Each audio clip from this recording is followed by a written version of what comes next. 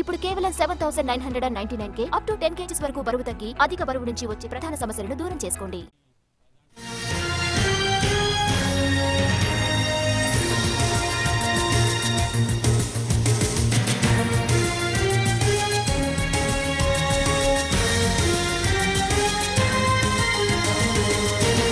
రెండు రాష్ట్రాల మధ్య పెండింగ్ సమస్యలను పరిష్కరించుకునేందుకు ఉన్నత స్థాయి కమిటీ వేయాలని నిర్ణయించామన్నారు తెలంగాణ డిప్యూటీ సీఎం భట్టి విక్రమార్క.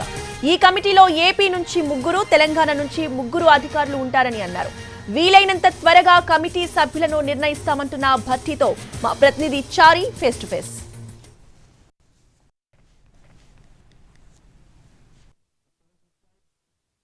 గతంలో కూడా అధికారులతో కమిటీలు వేశారు సార్. గతంలో కూడా అధికారులతో కమిటీలు వేశారు. ఆ కమిటీకి దీనికి తేడా ఏమైనా కనిపిస్తుంది? సమస్యల పరిష్కారం కోసం ఈరోజు చీఫ్ మినిస్టర్స్ లెవెల్లో జరిగినటువంటి చర్చల్లో భాగంగా ముందుగా చీఫ్ సెక్రటరీ స్థాయిలో 2 రాష్ట్రాలకు సంబంధించిన ఉన్నతాధికారులతో ఒక కమిటీ వేసి 2-3 వారాల్లో వాళ్ళు కూర్చొని వారి స్థాయిలో పరిష్కారం అయ్యేటువంటి అంశాలపైన వారు చర్చిస్తారు.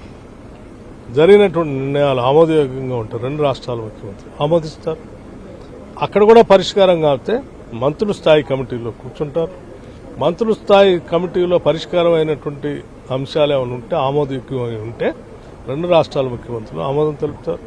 అక్కడ కూడా పరిష్కారం కానటువంటి అంశాలు ఉంటే ముఖ్యమంత్రి స్థాయిలో సమావేశాలు జరుగుతాయి. అక్కడ 7 మండలాల ముంపుకు సంబంధించి మీరు పట్టుబెడతామని చెప్పారు. అలాగే టీటీడీకి సంబంధించినటువంటి దాంట్లో వాటా కావాలని చెప్పారు. కృష్ణపట్నంలో వాటా కావాలని చెప్పారు. ఇవన్నీ వచ్చాయి సార్ చర్చలో? అనేక అంశాలు ఉన్నాయి. ఒకటి కాదు, మీరు చెప్పిన 3, 4 అని మీరు చెప్తున్నారు. కానీ బైఫర్కేషన్ యాక్ట్లో చాలా అంశాలు ఉన్నాయి. 9th షెడ్యూల్లో, 10th షెడ్యూల్లో రకరకాల అంశాలకు సంబంధించి రాష్ట్ర విభజన జరిగింది. ఆ అంశాలన్నింటిపైన చర్చించిన తర్వాతనే రిజాల్వ్ చేసుకోవడం కోసం ఈ రకమైనటువంటి వ్యవస్థను ఏర్పాటు. 7 మండలాల విలీనం అనేది జరిగిపోయింది సార్. అది కేంద్రానికి ఏమైనా తీర్మానం చేయబోతున్నారా?